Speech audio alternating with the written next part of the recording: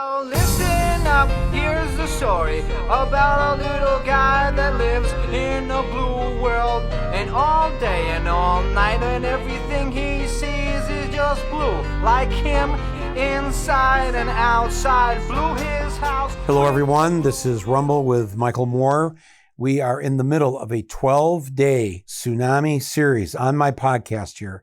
We're doing a mini podcast each day, building on the momentum of our incredible blue wall that we created during these 2022 midterm elections. Each day right now, I'm sharing with you new proven strategies as to how we can turn red areas of this country into blue areas in time for the 2024 election. And today's episode number 2, you are not alone. There is blue all around you. Blue are the people here that walk around. Blue like my Corvette, it's in and outside. Blue are the words I say and what I think. Blue are the feelings that live inside me. I'm blue, darling. So a lot of you listening to this live in red areas, red states, red counties in this country. Or if you're listening to this from a blue area, you know that in your blue states, Michigan, California, Illinois, you have a lot of red areas in your state. So you're not that far away from the problem here. Over these 12 days, I'm going to lay out the battle plan for how we're going to turn parts of red America into blue America. The way to do this is not to try to convince Trumpsters. Let them go. They're lost for now. They'll come back someday, some of them. But for right now, we have a new plan as to how we're going to succeed. And the best part about this is the Republicans won't even see it coming. The first thing I need everyone to do who lives in a red state or in a red part of town or whatever, I need you to acknowledge that you are not stuck in some backward, gun-loving, Trump-worshiping, climate-denying outpost that's frozen somewhere in the 1950s. Yes, I know. It seems that way because so many of your neighbors are indeed gun-loving, Trump-worshiping, climate-denying, immigrant-hating Americans. Okay, fine. You already know that. You've been living amongst them for some time, maybe your whole life. But let's just try a math problem here. Let's say that 20,000 people in your county voted in the 2020 presidential election. Okay, 20,000 people voted, and worst case scenario, Trump got 70% of the vote in your county. That's 14,000 of the 20,000 voters are Trumpsters. Wow. What incredible news. I mean, that means you've got 6,000 neighbors who are just like you. They voted for Biden. Who are they? Where are they? You said you were all alone. I live all alone in a red county. You're not all alone. You have 6,000 fellow travelers, 6,000 buds, 6,000 people to break bread with, 6,000 people you can talk to about the Game of Thrones prequel, about the White Lotus. Come on. That's a lot. Who amongst us has 6,000 friends? None of us. We're lucky if we got 6 friends. And those are people that live in Ann Arbor and Berkeley and places where they have a lot of people that are thinking like them and kind of like them. You live in a red county and you've got 6,000 like-minded people. So, right away, you know what your job is. You need to find them.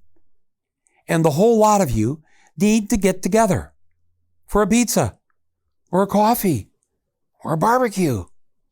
Trust me, if I can just repeat the old cliche, there is strength in numbers. And you, my friends, you've got the numbers. Don't focus on the fact that 70% of the county voted for Trump. Look at those 30%. You're not alone. And in fact, I'll go one step further. The fact that you live in such a loud, angry, and hateful place is a gift. It's a gift because you get to do something historic. You get to turn red into blue. And you're going to do it by not even bothering with that 70% that voted for Trump. I mean, some of them will find you. Some of them will see the error of their ways. They'll come to you. But that's not the goal here. You've been handed this wad of whatever, this red places you live, and you are now able to spin it into gold, blue gold. It's almost like you've been sent there by me or AOC or Howard Zinn, the ghost of Howard Zinn. You're there now. I'm not there right now. You're there. You can flip it. Just like I told you in yesterday's episode, all these places around the country, just last month in November at the midterms, all these red cities, red towns, red villages, red counties, all of them electing Democrats over and over and over. You have lucked out. You are now the Mother Teresa of your county. We'll just call it Red Snake County. You've been sent to Red Snake County as a missionary. You're a missionary in a somewhat hostile land, but you are emissaries of peace. You are there to help, but not to convert. Don't waste your time on this, all right? You're there to do something else. You're there to spread the love. You're there to set an example. Let the people in your county see the real you. Don't be afraid anymore. You don't need to hide it. Be funny. Be self-deprecating. Be occasionally wrong and admit it. Yes, you can watch NASCAR. We all love to watch cars crash into each other. Admit it. Yes, chop wood. You could be grateful to the cop on your beat. Talk to him. Be nice. You don't need to be the caricature of the liberal the way the haters talk about us. We're good people. And we're trying to make a better country. And we're trying to save this planet that we all live on. And yes, to some people in wherever you're at in the middle of Tennessee or Arkansas or Utah, you may seem a bit goofy to some of the old timers when they hear you ask for the vegan alternative. They see you driving around in your hybrid. They hear you pronounce the word Mexico as Mexico. Okay, that's what liberals do. Okay. But you're a liberal. You are not the enemy. Disarm these neighbors of yours. I mean, you're not going to be able to take their guns away. I mean, just disarm them as human beings. Yes, they may hate your politics, but they are going to love you. And that's the first step, to get them to occasionally, maybe, following you to the polls. But I'm getting ahead of myself here. And some of you were born there, but some of you chose to move there. Thank you for that, because you brought to Red Snake County your own gifts. First of all, the gift of you, because the best antidote to what you're surrounded by, all this hate and all this misogyny and bigotry and crazy QAnon stuff, but there you are. You're the antidote. And you're going to start surrounding all of this with love and peacefulness and being rational and being a good listener and believing in science. Just your presence there, quoting the facts and say, again, you're not trying to convince the Trumpsters to believe in science. That won't happen. But you're reaching out to so many other people that I want to tell you about who are around you, people that you probably don't even know. And I'm going to tell you right now, speaking on behalf of everybody listening to this podcast, we're so lucky to have you there, because you come bearing other gifts too to the people of your Red County. Gifts that are going to come here in the future because of your presence and the blue movement you're going to build. Gifts like equal pay for women, paid family leave, a living wage, true universal health care.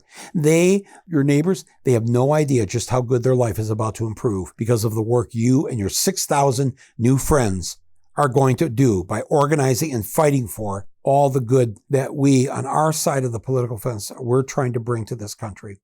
And trust me, when they're making more money after your success there, when they don't have to pay $300 a month for their insulin, when their daughters get into medical school or become the next scientist that finds the cure for ovarian cancer, they are going to forgive you for your vegan ways and someday give you a big, giant hug for the new America that they're going to be living in, the new county of Red Snake. But not the Trumpsters. they won't thank you. And they'll never shake your hand, and they'll never give you a hug. No, I'm talking about how you're going to reach the thousands of people who live in your county who stopped voting a long time ago. They lived there probably longer than you, and they've been surrounded by so much red that they grew tired, frustrated, and defeated. This place is never going to change. And that's been their mantra for years. Now, they still feel the same way about a lot of the things that you feel, about the greed of the rich, the unfairness of it all, the sadness of knowing that this planet is going to hell in a handbasket. They're already there. So your mission and the mission of the 6,000 who voted for Biden in your county is to find them and hold your hand out to them and be there for them. They represent the base of the change that is going to happen in your red state. They belong to your county's largest political party, the non-voters party, or the occasional voters party, or the depressed voters party, whatever you want to call it. They're the forgotten voter, but they still care. They want to be in a country that treats its people right. They still hold some pride in the fact that they're an American, and they believe that America was supposed to be something different than what it became.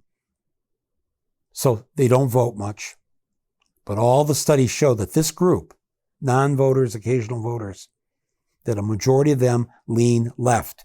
That's a fact. And that is how we will flip these red areas in this country. We're going to do it with them, not the Trumpsters, not changing their minds, but reaching out to the people that were once with us, who might be with us again, who would just like to see that outstretched hand and hear somebody say, no, it doesn't have to always be this way. There's a better way. And here's all these examples in November of 2022, all across the country in red areas where they elected Democrats. Do not waste your time trying to convert the Trumpsters. The amount of time and energy you'll need to convince them of the facts, you don't have that time or energy. The limited time that any of us have must be spent on finding and reaching out to the like-minded.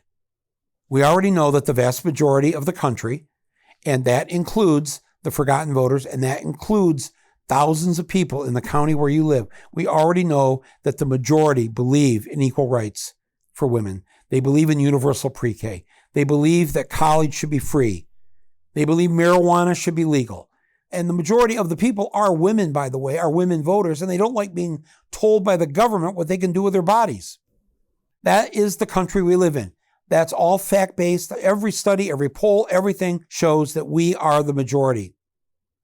And it's the majority of the red states. It's not just the blue states that believe in those things I just said. The polls in the red states show they may not believe in it as much as the blue states. I mean, I learned a very important lesson in 2004 about just how consistent this is, what I'm saying, across the entire country. When my movie Fahrenheit 9/11 came out in 2004, it's 1 year into the Iraq War. Everybody told me this is going to fail. The majority of the country is behind Bush. They're behind the war. And when it opened on opening weekend, first of all, it was the #1 grossing film of the weekend. What was incredible was the studio calls me up and says, you're not going to believe this, but your film opened at #1 in every state, not just every blue state, every red state. Your film, Michael Moore, Fahrenheit 9/11, this anti-Bush, anti-war film, was #1 in Kentucky, #1 in Mississippi, #1 in Texas, #1 in Utah. I said, what? Oh, and I remember the guy at the studio saying, oh, it's not just that. You are like #1 in all the military towns where there's a military base, the Fort Braggs, Camp Lejeune in South Carolina, Camp Pendleton out by San Diego. You're #1 there. And I'm like, oh, wow. And it hit me. And as I toured the country in the year after that, it isn't just us who live in the Flint, Michigans, or who live in the Madison, Wisconsins, or whatever. This is really how the majority of Americans feel. They really don't like war. They don't like the president lying to them about war. They don't like cheaters and scammers. They don't like presidents who start insurrections that kill police officers. That's the country we live in. That's your red county. So this is how you've got to get started. You have got to post a meeting notice and keep it small and simple and not scary. Just like-minded people. Hey, you want to get together about and talk about, name a few issues. Go to the social media, the next door sites in your town. You can post flyers. Even in the reddest towns, there's a community college. There's a bookstore. There's a coffee shop. A lot of towns now have food co-ops. If you don't have a food co-op, you got a Trader Joe's. You have places where like-minded people go because, they want to take care of themselves. They don't believe that profit is the main motive for everything. You've got a Unitarian church somewhere. You've got a liberal Catholic church somewhere. You've got a Jewish temple somewhere. Post it there. Post it at the laundromat. Post it where the people that don't have much money, they don't have enough money to buy a washer and dryer. They got to go to the laundromat. Those are your people. Those are the forgotten voters. Those are the ones who've given up. Reach out to them. Bring them back in. There's a bike shop in town. People go out on bike trails. Sometimes there's bulletin boards, outdoor bulletin boards on bike trails. Post your notice. If you don't want to give a place, just say, contact me at, put your email or whatever. But you need to get a meeting together. You need to find those 6,000 people that voted for Joe Biden in your county. You can do this. You are Mother Teresa. You are going to be the saint of this county by doing this. You're going to help save our country.